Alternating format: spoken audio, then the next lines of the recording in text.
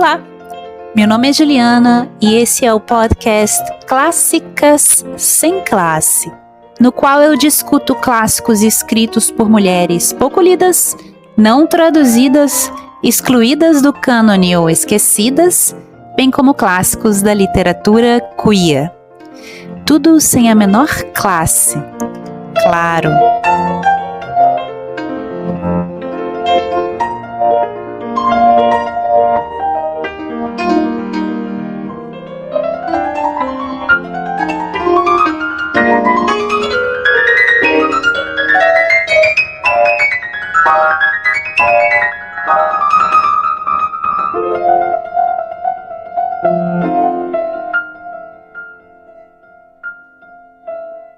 No episódio anterior, eu falei sobre a obra The Half Sisters, As Meias Irmãs, obra de 1848 da autora Geraldine Dewsbury.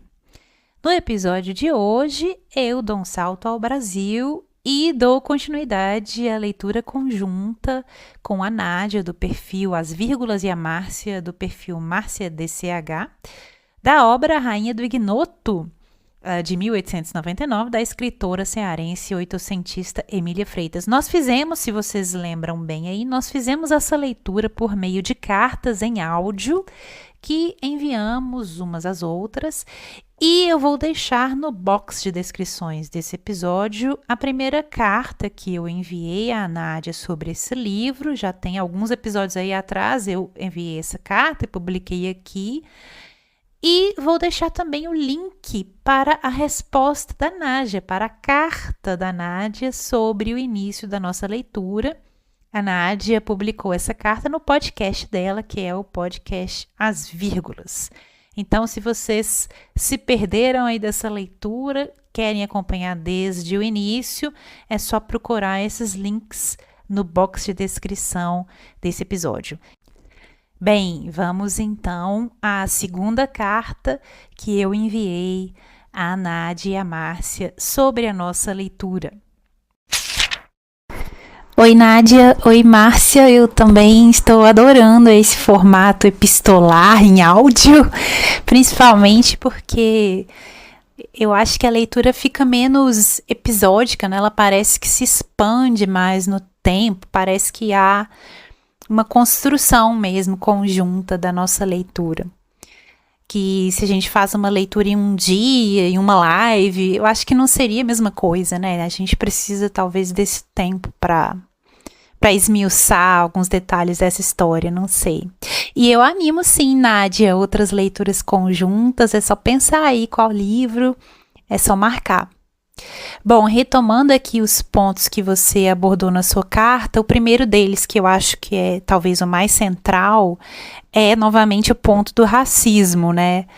Eu concordo com você totalmente que a cena ali da libertação dos escravizados e na verdade todas as cenas em que a rainha atua ali, né, como uma espécie de heroína salvando as pessoas, essas cenas elas têm um elemento muito forte daquele personagem branco, salvador, né? Que essas cenas são marcadas por um movimento que vem de cima para baixo. E esse movimento é desde o início contraditório com a ideia de igualdade que a autora acredita que defende, né? A gente pode problematizar se é igualdade mesmo, mas ela acredita que defende igualdade e ao mesmo tempo faz esse movimento profundamente desigual. E como você pontuou muito bem, quando a rainha liberta os escravizados, ela em nenhum momento os convida para que eles vivam com ela na Ilha do Nevoeiro, né? Ela não os acolhe em pé de igualdade. Do contrário, ela lança essas pessoas de volta para o mundo do outro lado da Ilha do Nevoeiro, né? Para o mundo real. E isso sempre que a autora descreve alguma das paladinas da Ilha do Nevoeiro ou algum dos habitantes da ilha, ela os descreve como pessoas brancas. Então, para mim, realmente, eu concordo com você. Ela parece manter uma separação racial, e aí é uma separação muito rígida, né? Na Ilha do Nevoeiro parecem haver apenas personagens brancos. Outra questão que você aborda quanto ao papel do Edmundo. Eu adorei a imagem que você traz do homem mudo, né? Em um contexto social aí em que são as mulheres, né, que permanecem silenciadas e que são aquelas que acatam ordens, a autora faz o contrário, ela cria esse universo que é a Ilha do Nevoeiro, no qual os papéis estão trocados, é o Edmundo, é o homem que é silenciado. E mais, o outro personagem masculino, o Probo, é o personagem que acata as ordens, né, que obedece à rainha, que teme a rainha, e que também é o personagem, a víbora, né, aquele que conspira contra a rainha.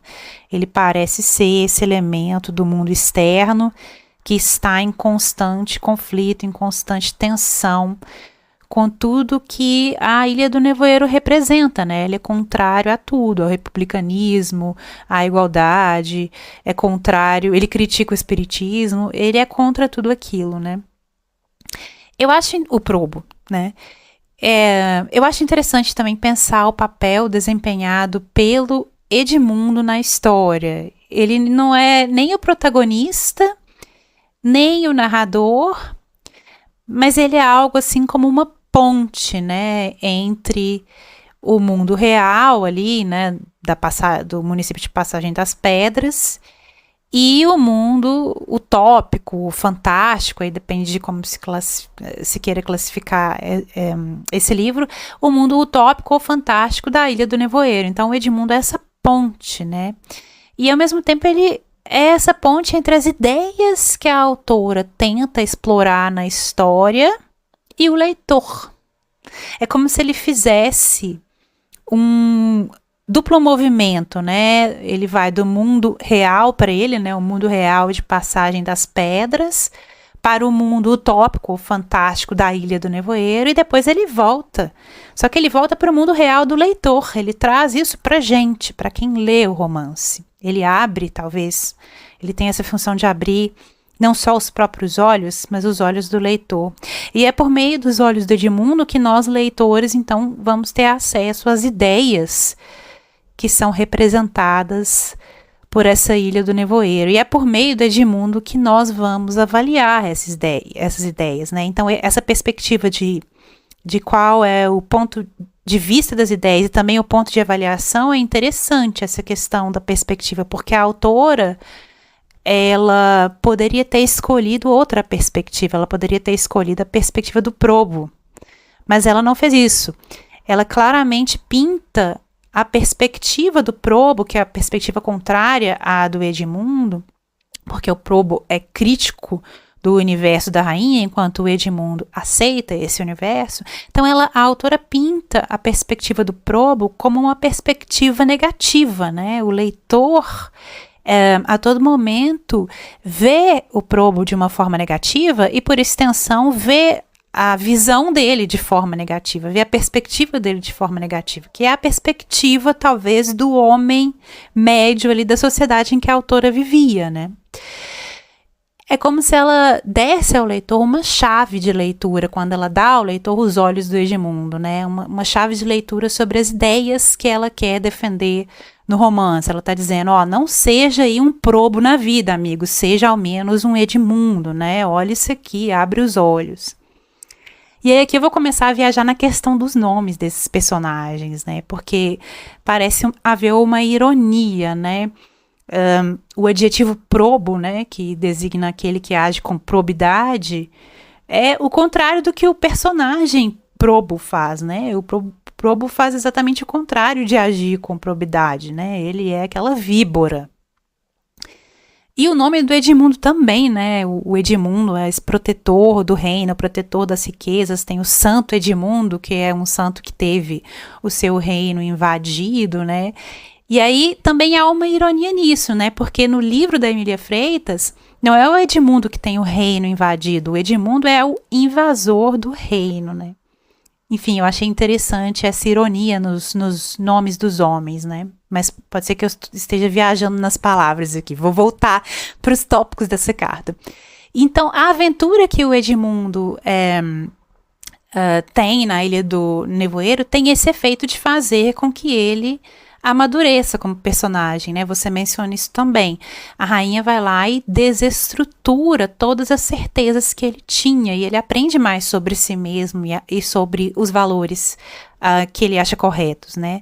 E o comportamento dele se altera, por exemplo, com relação às mulheres, né? Quando ele começa a enxergar as consequências negativas que alguns dos aspectos misóginos do mundo real têm na vida das mulheres, que a rainha vai lá e salva. Ele finalmente enxerga as consequências dessa misoginia nas mulheres e isso o transforma.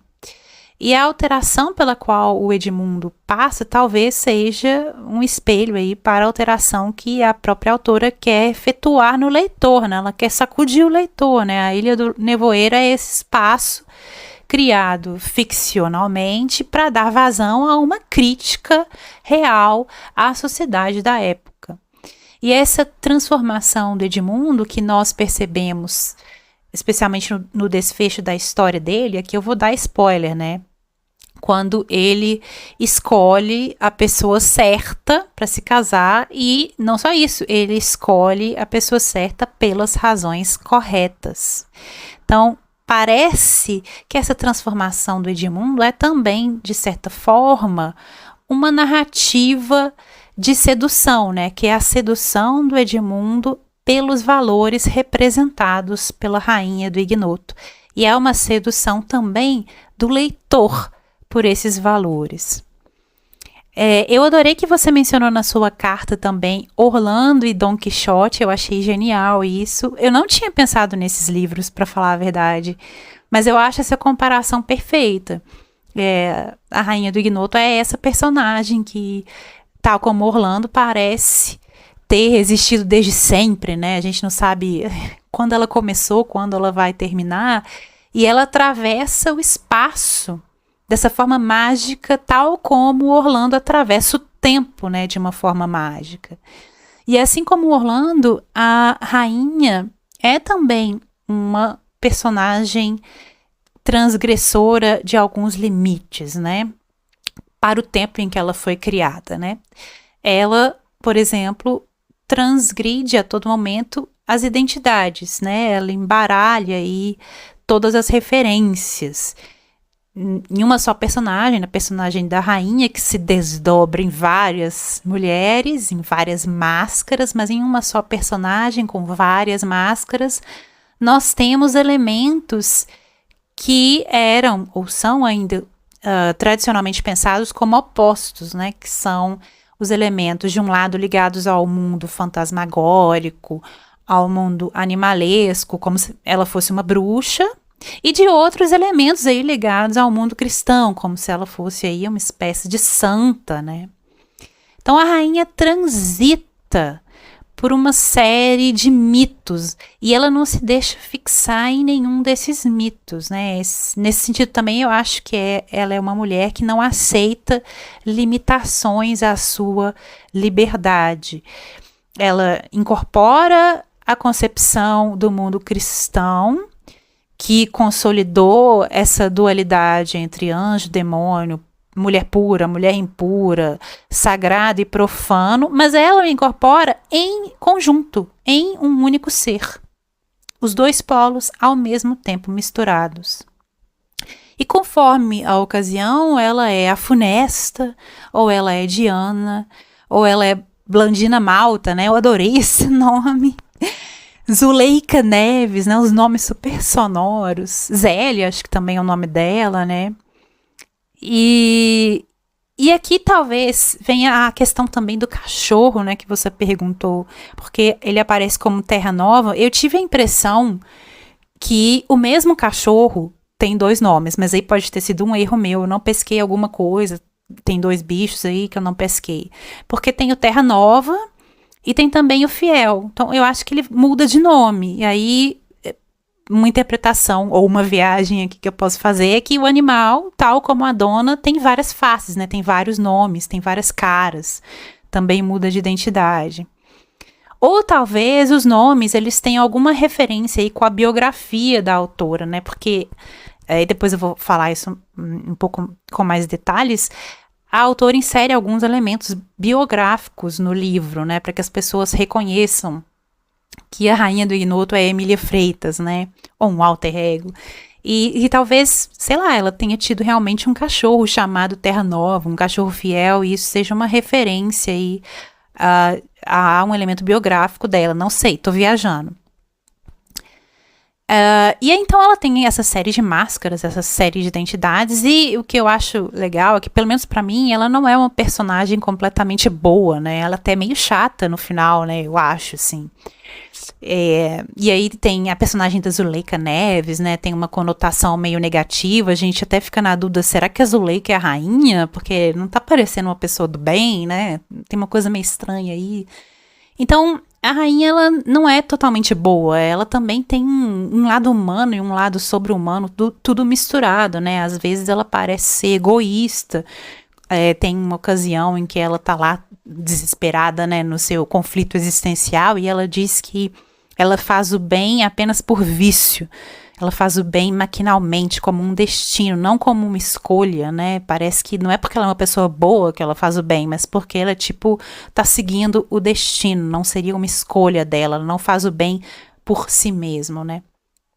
E a própria decisão final dela, que aí a gente também pode esmiuçar depois, que essa decisão, e aqui eu vou dar um outro spoiler, ela vai se matar e vai aniquilar o reino do ignoto, né, a Ilha do Nevoeiro. Que decisão é essa, né? A gente pode também querer interpretar essa decisão como uma decisão egoísta, né? O que significa isso, né? Não é uma decisão, talvez, de uma personagem, uma heroína como nós estamos acostumados a ver, né? Uma heroína totalmente positiva, boazinha. É uma solução também complicada.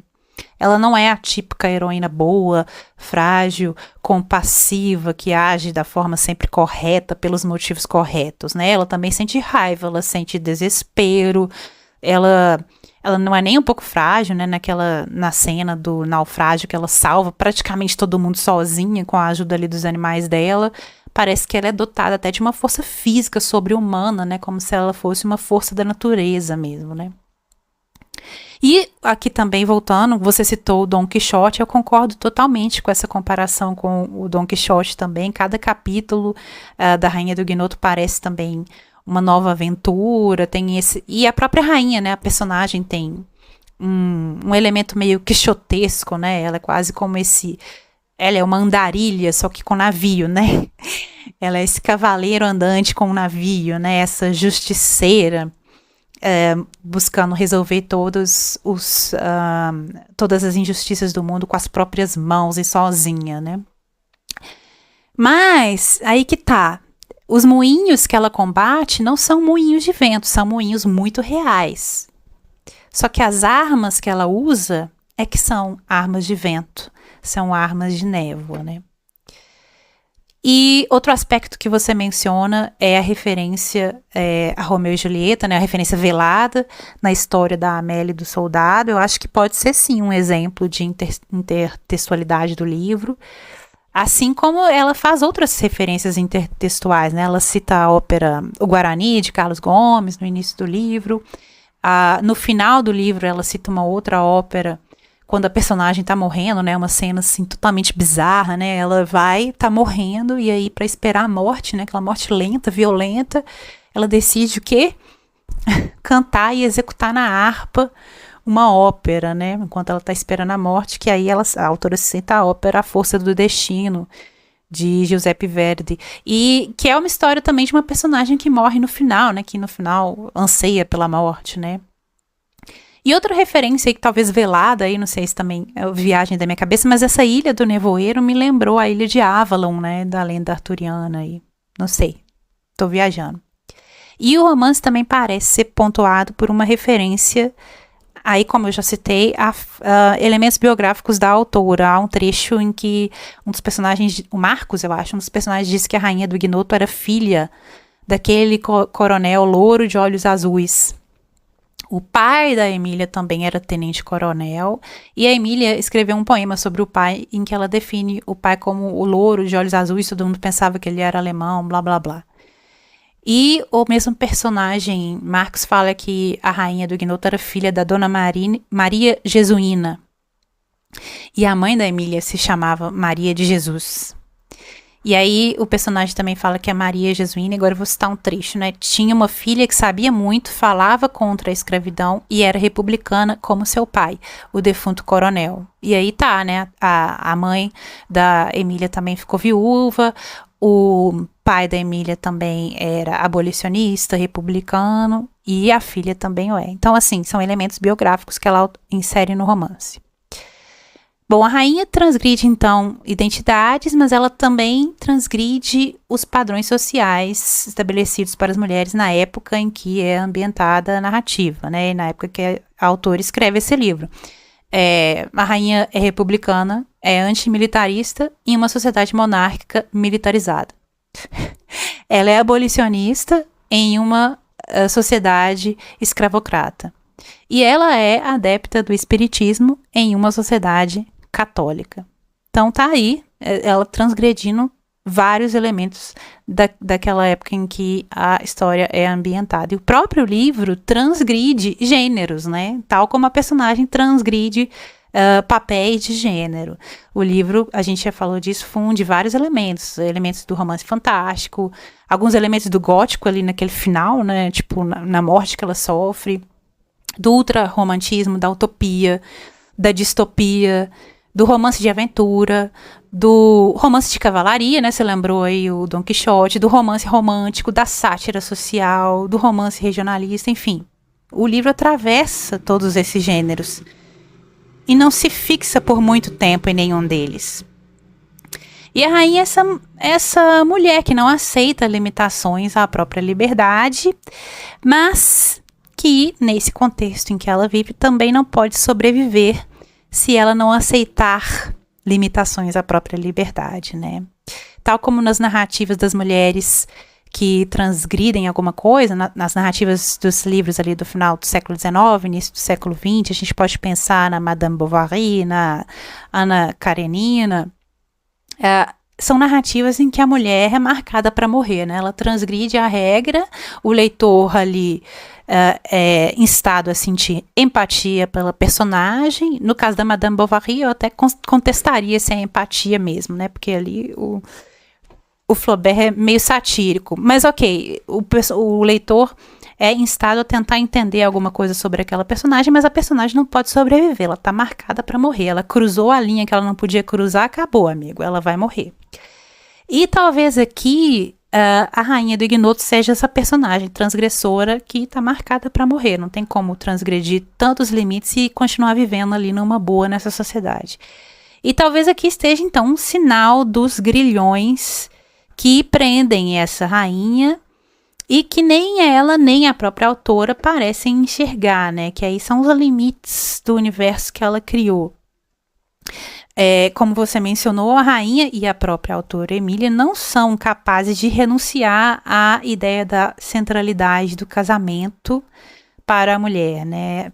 Elas não renunciam a essa ideia para a visão que elas têm para as mulheres do romance, né? E essa centralidade do casamento é que vai fazer a Ilha do Nevoeiro desabar aí como um castelo de cartas marcadas. Ao mesmo tempo que a rainha é uma mulher que não aceita limitações à sua liberdade e, nesse sentido, é uma mulher que recusa a limitação representada pelos laços conjugais, tal como determinados, definidos e regulados naquele contexto em que se passa a história, ela é também uma mulher que não vê sentido na própria vida fora da ideia do amor de um homem, dos laços conjugais e da família. E aí estão as cartas marcadas, né?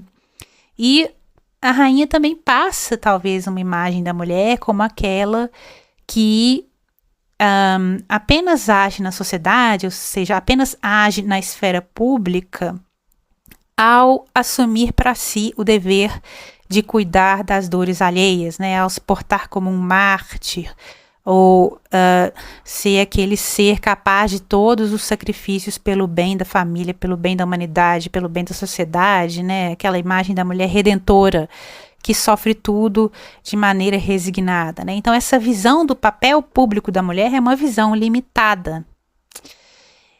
E essa é ainda uma visão limitada do que pode ser o papel da mulher na esfera pública. E é uma visão ainda muito marcada pelo ponto de vista dos homens daquele tempo.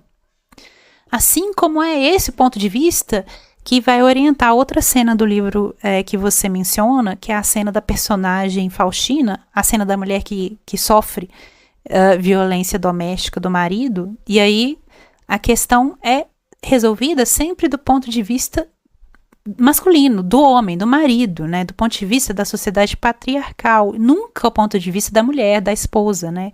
Ao invés de falarem, ao invés das paladinas da rainha do ignoto falarem para essa mulher que sofreu essa violência, minha filha, abandona esse cara, vem com a gente para a Ilha do Nevoeiro. Não, eles fazem o contrário, eles conversam com o marido. Veja como essa mulher te ama. É sempre um ponto de vista ainda muito ligado à estrutura patriarcal dessa sociedade, né? E como você disse, o livro ainda é muito orientado por uma visão que mantém a mulher dependente do homem, dependente do casamento, como se o casamento fosse aí a única forma de realização, ou a forma de realização maior da mulher, né? E aí, também outro detalhe, só as mulheres que não encontram um casamento feliz, não encontram essa realização, é que vão habitar a Ilha do Nevoeiro, né? São as mulheres que isso deu errado, a centralidade do casamento, então aí como prêmio de consolação elas vão para a Ilha do Nevoeiro. É como se a autora quisesse fundamentar a história, basear a história na ideia de igualdade, mas ela ainda não soubesse muito bem o que é a igualdade, né? Ainda estivesse ali tateando para descobrir o que igualdade realmente representa, né? E talvez por isso, aí volta aqui o final da história, o suicídio da protagonista seja aí realmente a única solução viável dentro desse universo com esses pressupostos, né? Se o casamento é a coisa mais central, essa personagem tá fadada realmente a se matar, né? E aí, diante da impossibilidade de conciliação entre a realização privada da personagem, a realização sentimental dela, porque ela nunca vai se casar, conciliar essa realização individual, pessoal, privada com a realização social e política dela na esfera pública, que é essa figura de fazer a justiça, diante dessa impossibilidade, com esses pressupostos nesse ambiente, a personagem está fadada a implodir, né, deixar de existir. Ou uma coisa muda ali, ou ela casa, ou ela abandona a centralidade do casamento, ou ela vai implodir, ela vai realmente se matar. E há uma tensão, então, um conflito entre esses dois modelos, né? O modelo de transgredir a estrutura patriarcal e o modelo de manter a estrutura patriarcal. E essa tensão, esse conflito acaba sendo internalizado pela própria personagem da rainha do ignoto, né? Esse conflito, que é um conflito externo a ela, das condições sob as quais ela vive, é reduzido a um conflito pessoal, um conflito individual, interno a ela. E aí aqui eu deixei uma pergunta, né? E esse final? O que a gente pensa desse final, né? O que a gente pode pensar desse suicídio dessa rainha, né? Será que esse suicídio é uma prova da incompatibilidade entre o mundo utópico da Ilha do Nevoeiro e o mundo real, fora da Ilha do Nevoeiro? Será que a autora quer realmente uma solução trágica para mostrar, olha, tá tudo tão errado com o mundo do lado de fora da Ilha do Nevoeiro que não tem como essa personagem continuar vivendo. Vou ter que matar essa personagem para que caia a ficha no leitor. Não sei. Ou será que o suicídio é só uma forma de fraqueza da rainha, né? Um ato de capitulação ou uma forma de egoísmo, individualismo da rainha? Ou então, aí, será que esse suicídio é um ato de insubmissão, uma tentativa de libertação da rainha? Ela tá chutando balde e fala, eu tentei aqui, não deu certo, tchau. Né? Não sei, o que você acha, né? E a cena também do suicídio, né? Quase gótica, né? Coisa totalmente violenta, um ritual lento, mas de violência requintada, né? E aí, no final, diante de toda aquela violência, a rainha vai lá e pega uma harpa e começa a cantar uma ópera, né? Uma coisa muito bizarra. E essa cena dela cantar com a harpa também é um espelho negativo, né, da cena, da primeira cena em que o Edmundo a vê, né, porque a primeira cena em que ele a vê, ela tá num barco no rio, também com a harpa, também cantando uma ópera, né, e na cena que ela morre é a mesma coisa. E aí também uma coisa que eu acho legal dessa cena, legal não, né, mas assim, eu não sei definir, uma coisa que eu achei interessante dessa cena é que quando a rainha ali tá morrendo, as paladinas começam a chamar a rainha com nomes diferentes, né? Aí vão chamando a rainha por todos os nomes que ela já teve, né? Diana, Blandina Malta, Zuleika Neves, mas nenhum desses nomes é o nome real da rainha do Ignoto.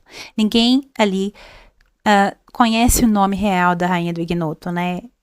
Elas somente viram as máscaras da rainha do Ignoto. É quase como se isso fosse um emblema da completa solidão da rainha do Ignoto, né? Ninguém a conhecia, né? Ela era o próprio Ignoto, né? Ninguém realmente a conhecia, sabia seu nome.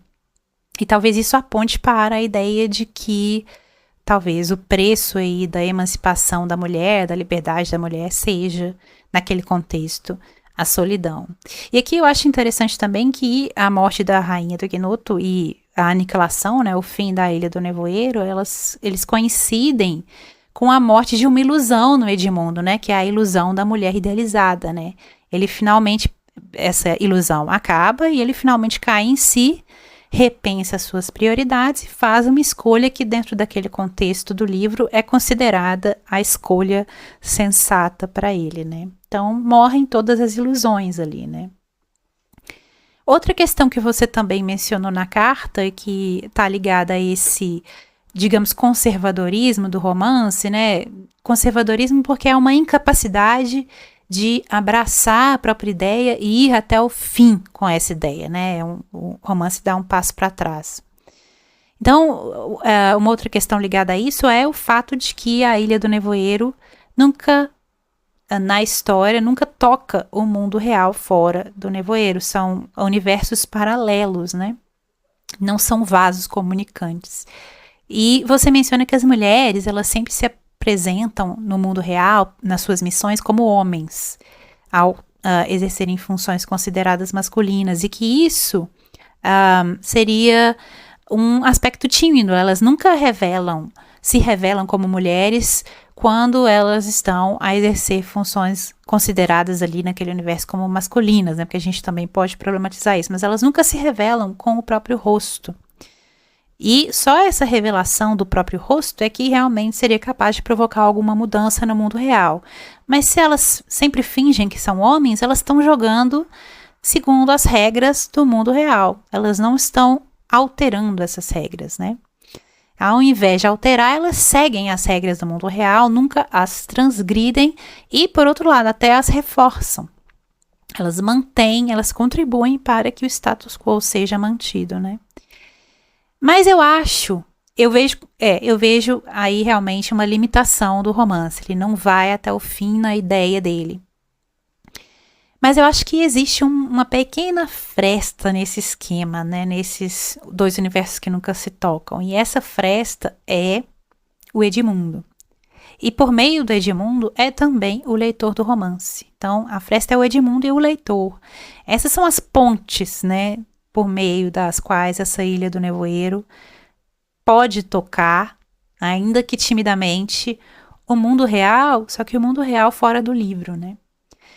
E se de fato isso não muda o status quo, ao menos talvez mude o leitor, ou ao menos deixa explícita aí uma crítica ao status quo. Bom, falei demais aqui, eu gostaria de saber o que você achou do final, né? Que final é esse, né? O que você achou aí do suicídio da rainha? Como a gente pode ler esse suicídio? E no final eu quero voltar ao início, voltar ao título do livro, né? O que você achou desse título e do subtítulo, né? Porque a Rainha do Ignoto e a autora coloca um subtítulo, né? A Rainha do Ignoto, romance psicológico, né? O que a gente interpreta como romance psicológico, né? Qual que é a psicologia que a autora tenta explorar aqui? É a psicologia da rainha ou é a psicologia das mulheres em geral, né, conforme a autora pensa que elas são, né, e será, o que é esse ignoto, né, será que o ignoto, na verdade, é a psicologia das mulheres em geral, um terreno aí, que os homens consideram que desconhecem? Ou será que essa psicologia é a psicologia do Edmundo, que é o personagem que realmente sofre uma mudança na história, sofre uma alteração, né? E a gente acompanha essa alteração? Ou será que essa psicologia é uma coisa mais abstrata, né? A psicologia das relações sociais naquele ambiente, né? E como essas relações sociais alteram aqueles personagens, as formas de vida daqueles personagens. E o que é o ignoto, né? O desconhecido, né? Será que é apenas a Ilha do Nevoeiro? Ou será que esse terreno ignoto é a alma das mulheres? Será que o terreno desconhecido é a vida das mulheres? É o que se passa na vida dessas mulheres que os homens não enxergam, né? Será que o ignoto é a opressão sofrida pelas mulheres? Como que a gente pode interpretar aí esse título e esse subtítulo? Bom, já falei demais aqui, vou passar a bola de novo para vocês. E é isso. Espero que a gente continue discutindo outros livros. Estou gostando muito desse formato. É isso, um abraço da amiga Juliana. Bom, é isso, pessoal. Essa carta demorou a ser publicada aqui no podcast por erro meu mesmo. Eu acabei me enrolando aqui nas publicações, mas finalmente consegui publicar minha segunda carta. Como eu já disse, para ouvir a carta anterior da Nádia sobre o início da nossa leitura, acessem o podcast As Vírgulas. Se vocês tiverem algum comentário, sugestão, crítica ou pergunta, se tiverem algum pedido para que eu leia algum texto ou fale de alguma autora, ou mesmo se quiserem participar do podcast, basta entrar em contato comigo por minhas redes sociais, que estarão linkadas nas show notes desse episódio. Eu sou @blankgarden no Instagram e @ablankgarden no Twitter. Caso vocês ouçam o podcast no aplicativo Anchor, vocês também podem me mandar mensagens de voz por lá. Todos os links vocês encontram no box de descrição desse episódio.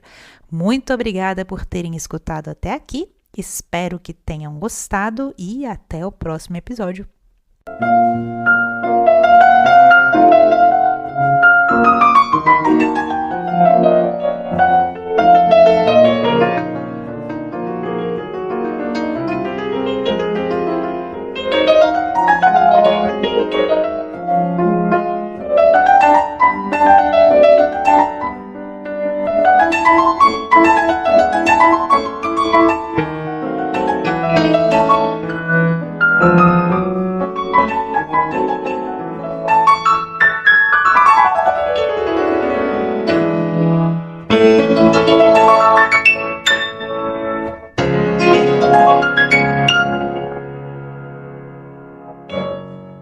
Esse episódio foi escrito, produzido e apresentado por Juliana Brina em julho de 2020.